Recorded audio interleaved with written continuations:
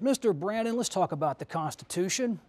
Okay. I like that topic. When you study it, in reference to modern day policy, where do you find strict policy answers in that document, and where do you find room for interpretation as you would make a policy decision?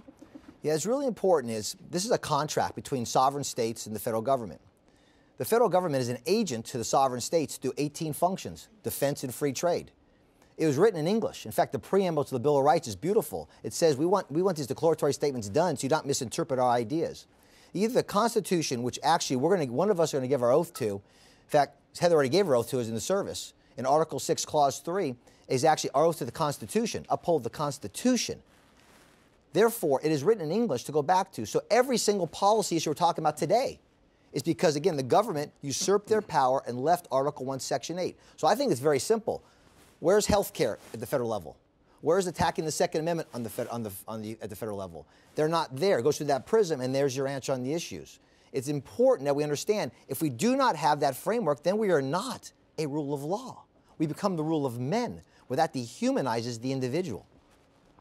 Ms. Grant, what do you feel about the strict interpretation finding modern day answers in the U.S. Constitution versus using it as a guidepost to influence you as you make a decision? It's simple. When our founders wrote the Constitution, they wrote it in the everyday English of the time. So if you could read it and understand it, and you knew what was expected of you and your government. And if you couldn't read, someone could read it to you and you could understand it. So there's no interpretation.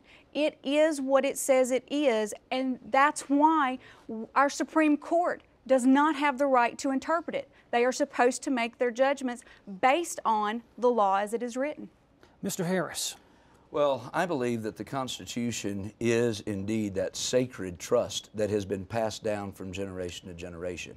I believe when you look at that Constitution, it's very clear that it describes for us the role of government is to simply secure and protect the rights that have already been given to all of us, not by a government, but by God Himself. And so I think that's critical to understand. But I also agree that as you walk through and look at the Constitution, it prescribes the framework for how we do business and how we will operate as a people. That is so critical in our day in which we're living, because we have a president in Barack Obama that would choose to operate outside that Constitution at times. You have activist judges on the federal bench that are choosing to legislate from their bench, which is a disaster. And I think we've got to have folks that understand, appreciate, and will stand on this sacred trust that has been passed down. Mr. Tillis, strict interpretation, applying it to modern day policy. What's your balance? Well, first, I agree with what's been said here among my opponents, but I think we also need to get back to, well, first, I've sworn to uphold the Constitution of the United States and the North Carolina Constitution on 4 different occasions in the North Carolina House of Representatives. I'm disgusted by the lack of respect for the Constitution that's demonstrated by Kay Hagan and by Barack Obama. Their overreach over states' rights are numerous examples in this state, and I've been having to clean up the mess as a result of Kay Hagan's disrespect for the Constitution. We need to get back. I'm not one of these people that think constitutionality is like on a scale of 1 to 10. It's either constitutional or it's not. But we have seen judges interpreting the Constitution in ways, I think, that are far afield from what the Founding Fathers had in mind. We've seen numerous examples where this president seems to ignore the Constitution and also ignore the rule of law to this nation's detriment. He's choosing and picking the laws he wants to enforce. He's choosing and picking the sections of the Constitution that he respects. That's wrong. We've got to stop it. Mr. Brandon, 30 seconds. Again, this is a clear distinction because we're running for a job that you must understand this backwards and forwards. Where's Common Core? Where is health care?